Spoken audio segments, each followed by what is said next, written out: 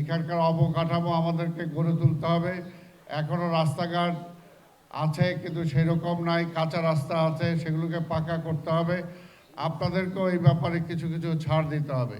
এই যে এত বড় বড় সুন্দর অট্টালিকা বিল্ডিং আপনারা এখানে করছেন, যদি রাস্তাটা একটু বড় না হয় তাহলে আপনারা চলাচল করবেন কিভাবে? এই জন্য রাস্তার ব্যাপারেও আপনাদেরকে ছাড় দিতে হবে। একটা রাস্তা যদি বড় হয়, সে এলাকার জমির দাম কিন্তু এমনি বাড়ে। সে এলাকার লোকজনের যাতায়াত সুবিধা যদি থাকে তাহলে কিন্তু সেটা সুবিধা হয়।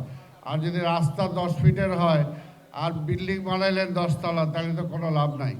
এই কারণে আপনাদেরকেও বলবো যে আপনাদের এমপি সাহেবকে সাহায্য করতে হবে, যাতে আপনার এমপি এখানে উন্নয়ন কর্মকাণ্ড করতে পারে, সেটার জন্য আপনারা সহযোগিতা করবেন। এবং সেই ক্ষেত্রে আমরা ঢাকা নয় যারা আমরা বসবাস করি, আমরা নাগরিক সুবিধা থেকে বঞ্চিত একটা এলাকা। আমাদের অনেক ধরনের সমস্যা রয়েছে। আমাদের রাস্তাঘাটের উন্নয়ন দরকার এবং যে রাস্তাঘাটগুলি রয়েছে সেগুলিও সংস্কার প্রয়োজন।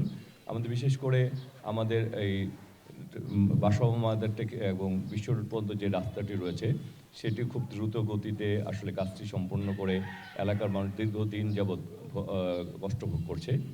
আমরা চাই যে সালাম ভাইয়ের নেতৃত্বে দক্ষিণ সিটি কর্পোরেশনের সকল কর্মচারীদের সকল নেতৃত্বেই রাস্তাগুলি এগিয়ে যাক। এই ব্যাপারে ইঞ্জিনিয়ার সাহেবরা যারা রয়েছেন তারা আমাদেরকে সহযোগিতা করছেন, আমরা সেই সহযোগিতা অব্যাহত থাকবে এটা চাবো।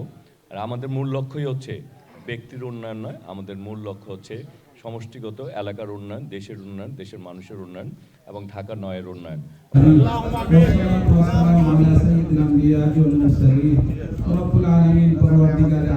আপনি দেখেছেন আল্লাহ, এই এলাকার অত্যন্ত সম্মানিত ব্যক্তিবর্গগণ, মাননীয় এমপি মহোদয়গণ এবং মাননীয় প্রশাসকগণ এবং এলাকার গণ্যমান্য নেতৃস্থানীয় বর্গগণ আজকের এই রাস্তার উন্নয়নমূলক কাজে অংশগ্রহণ করেছেন।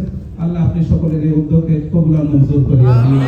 রব্বুল আলামিন বিশেষ করে আজকে যাদের দলের বরকতে এই কাজগুলো উন্নয়নমূলক কাজগুলো হচ্ছে, আল্লাহ বিশেষ করে মরহুম জিয়াউর রহমান, মরহুম খালেদা জিয়া, তাদের কবর আজকে যে সবগুলো পৌঁছে দিন।